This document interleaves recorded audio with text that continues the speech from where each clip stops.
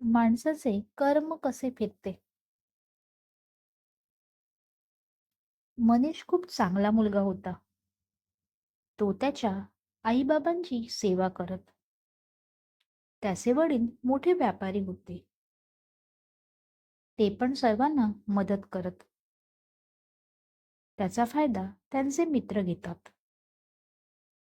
त्यांच्याकडून व्यवसायासाठी खूप कर्ज घेतात आणि त्याची परतफेड ते करत नाही.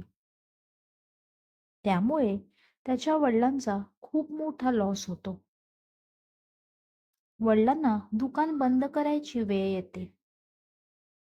त्यामुळे आता ते सर्वसामान्य जीवन जगत असतात. त्यांना त्यांचा बंगला विकावा लागतो. ते छोट्याशा घरात राहू लागतात. मनीष त्यांचा एकुलता एक मुलगा. तो पदवीधर असतो. तो नोकरी करत असे.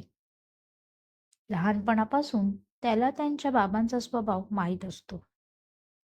कोणाला गरज असेल तर ते धावत मदतीसाठी जात. पण आज त्यांना गरज असते तर कोणीच त्यांना मदत करत नाही. त्यामुळे तो खूप दुःखी असतो. त्याला वडिलांचे दुकान, त्यांचा व्यवसाय पुन्हा सुरू करायचा होता. त्यामुळे तो खूप मेहनत करत असे. 4-5 वर्षाने तो परत त्यांचे दुकान आणि त्यांचे पूर्वीचे वैभव परत मिळवतो. वडिलांचे स्वप्न तो पूर्ण करतो आणि त्यांचा स्वाभिमान तो त्यांना मिळवून देतो.